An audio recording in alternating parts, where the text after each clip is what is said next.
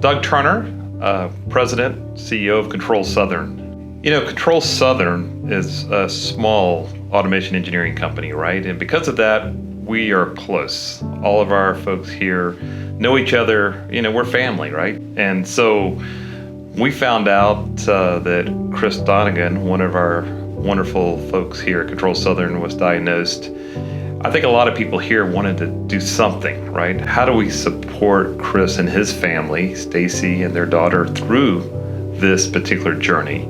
Chris Donovan, been with Control Southern for 26 years. My position within the organization is Vice President of Sales. So it was a wild ride. My daughter was born in August of 2007. I had been going to the ALS clinic, having a few challenges within my movement and strength up until that time of my daughter being born, but nothing being fully diagnosed until February of 2008.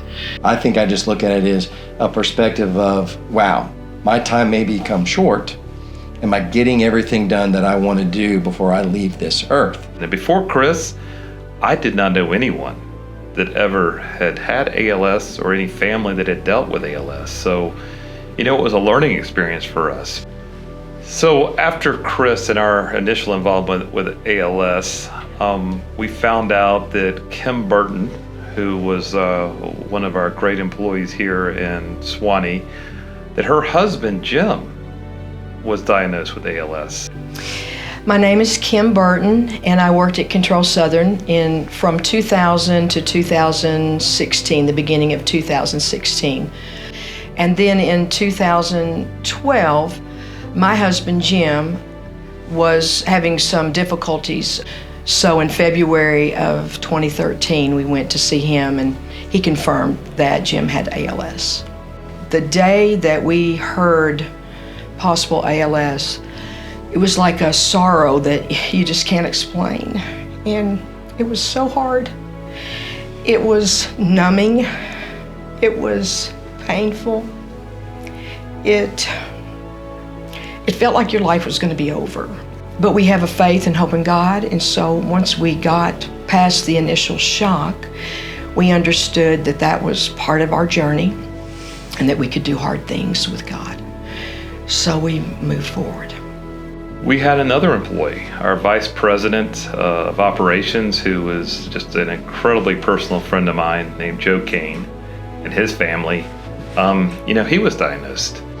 My name's Jordan Kane. I'm an account manager with Control Southern currently. My father also worked for Control Southern. He was the vice president of operations. My father was diagnosed with ALS in 2021. I remember when my dad shared with me his diagnosis, the biggest feeling I had was disbelief. I mean, the statistical improbability of it, having already given or experienced the two individuals related to Control Southern being diagnosed. And as Joe walked his journey, that's where we as a community and a team here at Control Southern decided we needed to step up our involvement even further with MDA and the Night of Hope. You know, after Joe, we actually had a fourth employee, Christy, who worked in our Jacksonville location. Just through conversation, she started telling us about her father, who also was diagnosed with ALS. I'm Christy Hudgin, and I joined Control Southern back in 2022. I had just found out that my father had been diagnosed with ALS December the 3rd of 2021. The experience through this diagnosis has been ups and downs, rights and lefts. We've had good times and bad times. It's really made us stop and think. We've been very strong in our faith through all this. We've learned that life is very precious. And it's tough. It's tough, but there is a light at the end of this tunnel. And so I don't know the big picture of why, you know, Control Southern has had this many families out of 250 that have been diagnosed with ALS. But I will say this, you know, it again drives our passion to just continuing to step up. You know, what I would like to share with everyone that's in this room tonight is that there is hope and that you're part of that journey, right, of hope.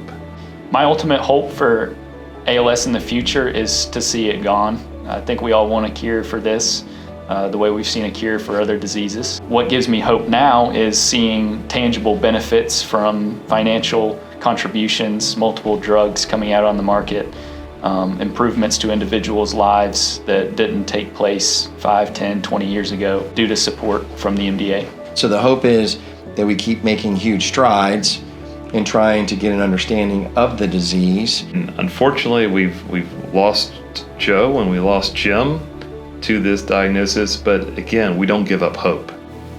These people are doing everything they can to help your loved one. All the treatments, all the funding, it goes to these folks to help these folks. And I just appeal to you guys, please, let's find a cure for ALS. If not for my dad, for others, because there is light at the end of the tunnel.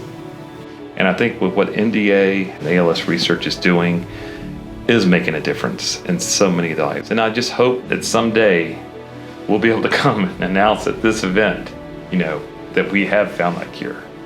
That would be an amazing day.